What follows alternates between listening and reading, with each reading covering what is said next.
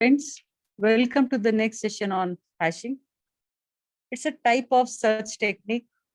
You already looked at linear search, binary search, and hashing is one of the very good searching technique.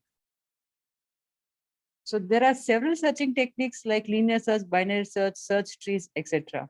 In these techniques, time taken to search any particular element depends on the total number of elements. That is the total size of your input. How many items are there to be in which you want to search the data or a particular item. So linear search takes big of n time to perform the search in unsorted array consisting of n elements, right? Binary search takes big of log n time to perform the search in sorted arrays consisting of n elements. We already saw binary search in the previous lecture where the search space gets reduced into half in each iteration. That is why the complexity is log n, right?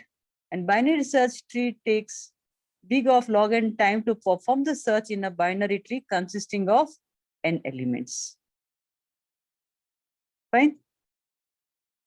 Now, the main drawback of all these techniques is as the number of elements increases, the time taken to perform the search also increases. Why? Because if you look at the complexities, all are depending on the input size, right? All are depending on the input size. So as the number of items in the input increases, the time taken to search for a particular item also increases. So it is problematic when total number of elements becomes too large. Fine. Then what is the solution? Solution is you go for hashing, right? So hashing is a technique that is used to uniquely identify a specific element from a group of similar elements. It's a technique to convert a range of key values into a range of indexes of an array. It minimizes the number of comparisons while performing the search. It completes the search with constant time. That is the complexity of big O of 1. Now, access of data becomes very fast if we know the index of the desired data. In short, I'll tell you what we are going to do in hashing. You are given a key to search. Like, let us start with an example. You have a database of 100 records, right? And in that database, you want to search for a particular record. So we know we always have a primary key, which is unique. So database is indexed on that primary key. Now, whenever I want to search for that particular record, then what I do, I'll search for a primary key, right? Now, to search for a primary key, I need to store that database into my RAM so that searching is faster. So here what we do is we have an array, right, which we'll be calling it as a hash table. So I'll be storing all those records into my hash table. So what I do, I take a primary key, convert it into array index. Hash table is nothing but an array. I convert it into array index and that particular key is stored in that particular index of the array. So storing that data and retrieving it from it takes a constant time that is big of 1. We look at the same in detail as we go ahead. Next, what we have is a hash table. Fine. So it is a data structure which stores data in an associative manner. You can see this is a hash table. Fine. It uses an array as a storage medium and uses hash technique to generate an index where an element is to be inserted or is to be located from. So as I said, hash table is nothing but it's an array and this is the index of the array. So whenever a key, so data is stored in an array format where each data value has its own unique index value. Fine. The array index is always unique. So given a key, I convert it into array index and then I store it at that particular array index. Fine. Now, what are the steps in hashing? So an element is converted into an integer by using a hash function. Fine.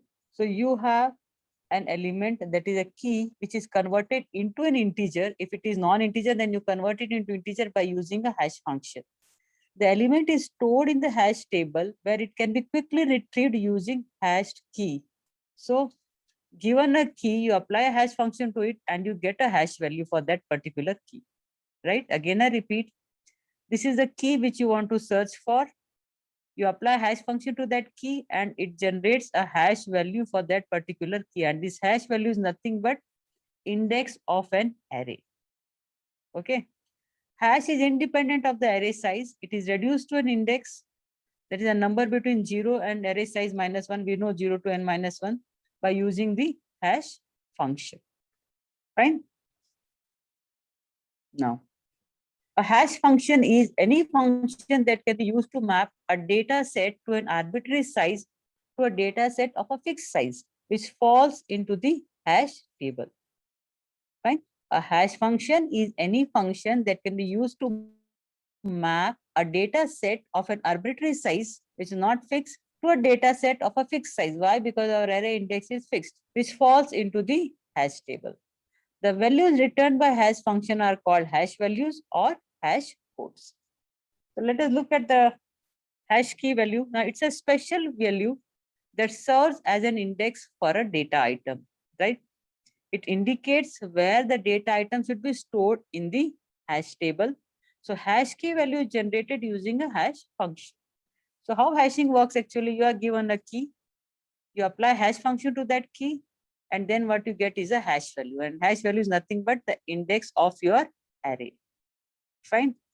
Suppose you have the key as 25, you apply hash index to it, and the hash value generated is 2. So 25 will be stored at the index 2. It's very simple. Okay, now let's look at types hash functions. So hash functions takes the data in item as an input and returns a small integer value as an output. Why small integer value? Because the small integer value is nothing but the index of an array. The small integer value is called as a hash value.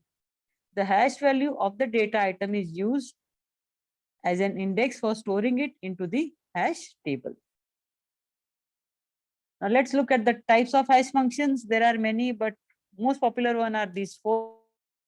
Your truncation method, folding method, mid-square method, and division method. Fine. Now it is important to have a good hash function. So how do you say the hash function should be good? What is the requirement? It should be easy to compute and must not become an algorithm in itself. It should not be too complicated. It should be very simple, right? It should provide a uniform distribution across the hash table and should not result in clustering. Collisions occur when pairs of elements are mapped to the same hash value, and this should be avoided, right? So number of collisions should be less, and collisions can be less if you have uniform distribution, and uniform distribution is possible if you have a very good hash function. Now let us look at those hash functions one by one. The very first one is the truncation method. It truncates the part of the given keys depending upon the size of the hash table. Remember, this is very important. What is the size of my hash table? If my hash table size is single digit, right now what it is, then while truncating, I'll take the digits accordingly. So choose the hash table size, right? Then the respective rightmost or the leftmost digits are truncated and used as a hash value. So now this is an example. You have the key as 123, 42, 56, and my table size is 9, that is 0 to 8, right? Now, so apply hash function to this. So when I apply hash function to this key 1, 2, 3, the hash value is 1. Why? What I did, I selected the digits which are truncated. What I took is I took the leftmost, right? The leftmost digit as my hash value. Similarly, when I apply the hash function on this key 42, I take the leftmost, that is 4. And for 56, I take 5. So now 123 hash value is 1. So 123 will be stored at index 1. Similarly, for the key 42, hash value is 4. It is stored at 4. And accordingly, 56 is also stored at the index 5. Now I was talking about the table size, because it depends what is your table size. Accordingly, you select the digits. Now suppose my table size is from 0 to 99. At that time, I can take 12 as my index, or I can also take 23 as my index. Similarly, here it can be 42, here it can be 56. So size, if the size of your hash table is big, you can take more digits as your array index. Right now, our size is from 0 to 9. So we have single.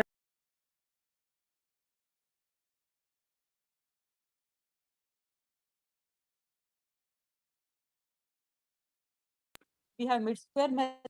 So given the keys, what you do is you square the given keys and take the respective middle digits from each squared value and use that as a hash value, right? So now suppose you have a key 1, 2, 3, right? Now what you do is you square it. After you square it, you get some number. So take the middle part of that number as your hash value. Fine. That is what, square it and take the middle part, mid square method. Similarly, 42, you square it. Now this was an odd number, so I could directly take the middle value. Now this is even number. So either you take 7 or you take 6 as your hash value. Here I have taken 7. Similarly, when you do 56, that is a key and you square it, take the middle. Now this time I'm taking 3 as the hash value. So 123 will be stored at index 1. 42 will be stored in the hash table at 7th location, and 56 will be stored at the 3rd location of the hash table. I hope the concept is clear. These hash functions are really very simple and interesting. Next, you have folding method. So here what you do, you partition the key into number of parts like K1, K2, Kn, and then add the parts together and ignore the carry and use it as your hash value. So now suppose the key is 123. What you do, you separate the digits 1 plus 2 plus 3 and you get some number. So this number is nothing but the hash index or hash value. So 123 is stored at index 6 of your hash table. Similarly, for 43, what you do is 4 plus 3, what you get? 7. So 43 will be stored at index 7. And 56, now you have 11. So there is a carry. So what we say, ignore the carry and use it as a hash value.